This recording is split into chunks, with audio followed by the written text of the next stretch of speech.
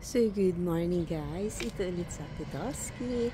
Kumusta po? Sana po lahat po tayo nasa mabuting kalagayan. So, mahina ang boses ko kasi andyan dyan yung mga kapitbahay ko. Update ko lang kayo dito sa garden kasi ang tagal ko nang hindi nakapag-video kasi nga kagagaling ko pa rin ng sakit. Pag ganitong weather talaga inaatake ako ng allergy. May pollen allergy po ako kaya mahirap pag spring. Naatake po tayo ng ubot sipon. So, ito yung Weigela ko. Ito yung pinaka-highlight sa garden pag spring. Ang ganda po niya. Naglalabasan na lahat yung mga bulaklak. Pink ang kulay po neto. At saka ang bango. Pag dumaan ka dito sa tabi niya, sobrang bango. Ayan po siya. Ang ganda ng weather namin ngayon. Umaga pa lang, 19 degrees na siya. Kahapon, 25 degrees, Mother's Day. Nasa garden kami kumain. Nag-grill kami. Kaso, may trabaho ako kahapon ng gabi.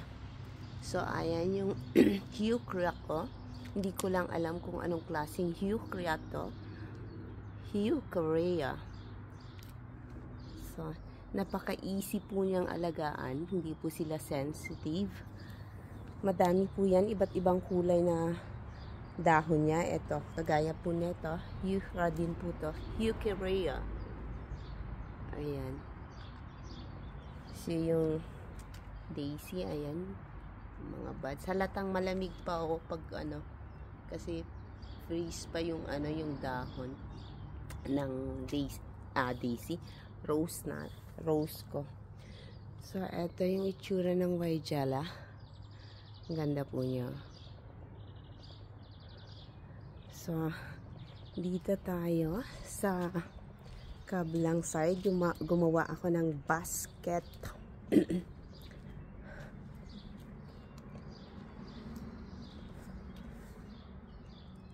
Plant. So, ang laman po nito, ito yung Calebrea. At saka Creeping Genie. Meron pa ako ditong Begonia, kaya lang from bulbs po yan. So, at ito yung Salix. Ang ganda pa rin po niya.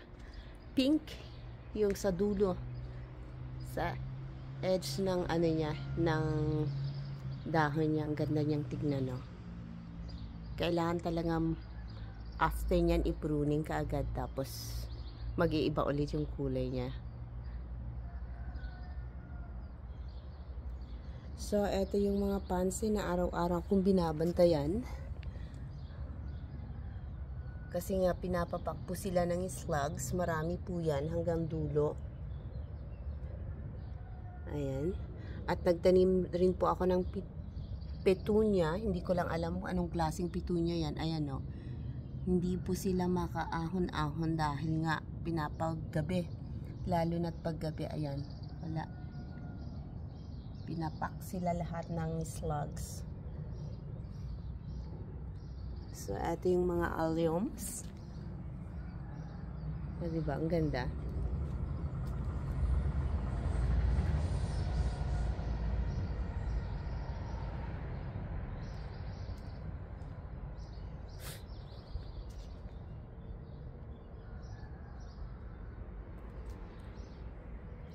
So, ito may mga hortensia ko.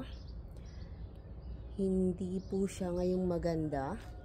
Medyo nag-dark brown po sila kasi nga nagsilabasan na sila yung mga buds niya. Tapos biglang nag-snow.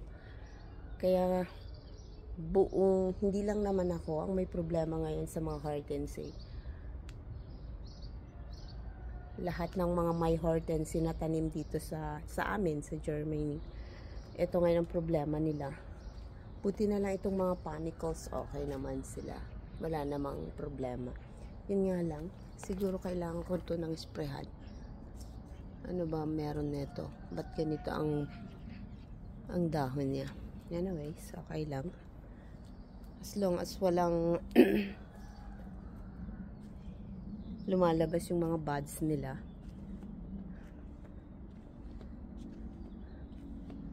So, ayan. So, dito po tayo sa likuran. Maaga-maaga akong tawag neto. Kumuha ng video. Anong oras na ba? Mga 8:20 ng umaga. Kasi nga mamaya ang tanghali, sobrang init na. Kaya, kukuha po tayo konting update. Ito yung mga dianthus. Ito yung mga perennial plants. Year after year, bumabalik po sila. Kaya hindi ko na kailangan pang bumili ng bagong itatanim dyan dito sa my boundaries. Yan o. Sa lawn. Ang ganda. Ito yung Heucherea. Ayan. Isa pang klase ito ng Heucherea. Ganda.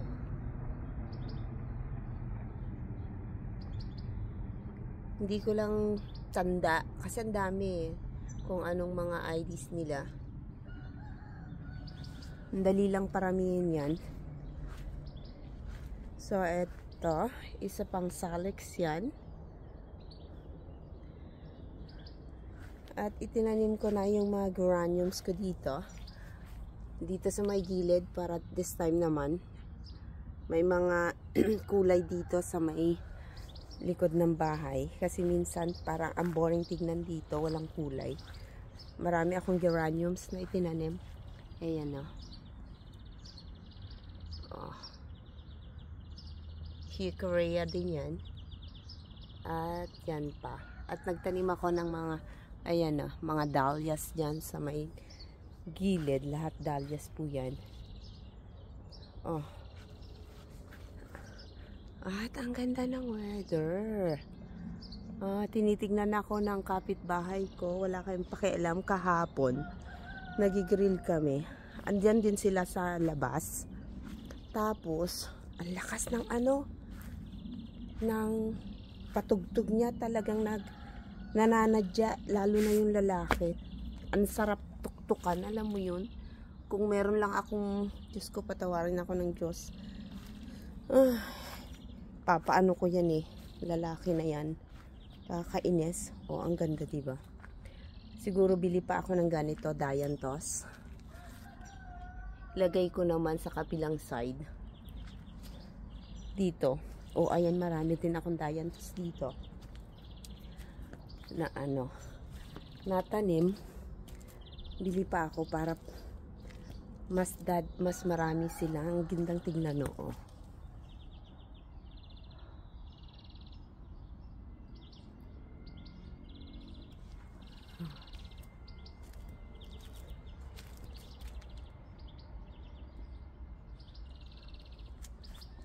Taniman ko dito sa may gilid lahat dianthus. Ang ganda. Diba? Ito siguro mga na to, mga 3 years. Kasi itong bed na to, 3 years na rin to sa akin eh. Mula nung ginawa ko tong bed na to.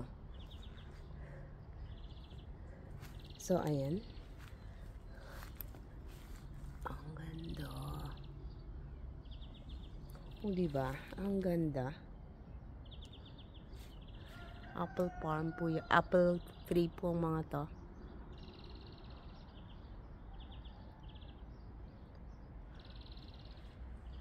Dianthus, bibili ako mamaya. Ayan. At eto yung mga pansy ko.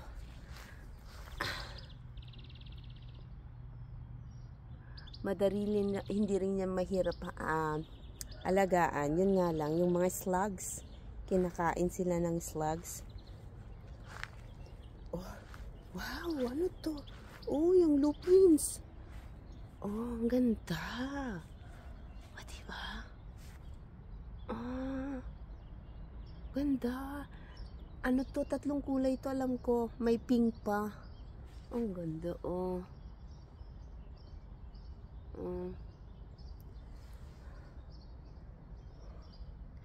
So, tuloy ko lang dito sa kapitbahay ko. So, kahapon dumating sila galing holiday na ano. Ang sarap-sarap ng pakiramdam pag wala sila. Yung bang tahimik.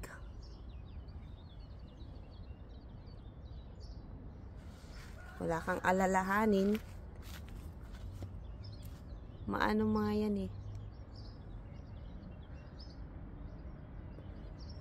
Ewan ko kung anong klaseng mga tao to. Wala naman kaming ginagawa sa kanila. Eh lalong lalo na yung asawa ko. Kasi asawa ko sobrang tahimik niyan. Pero ginagawan kami. Hindi maganda ang pag-grass mover ng asawa ko. Hindi pantay.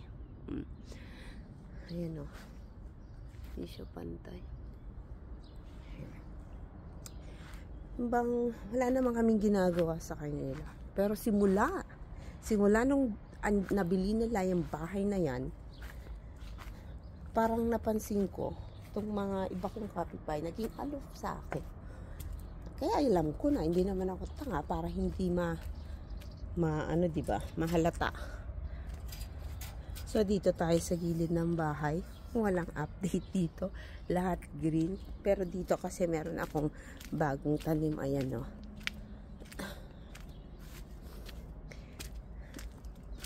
Ayan. Lalagay pa ako ng mulch kasi kulang yung nabili kong mulch.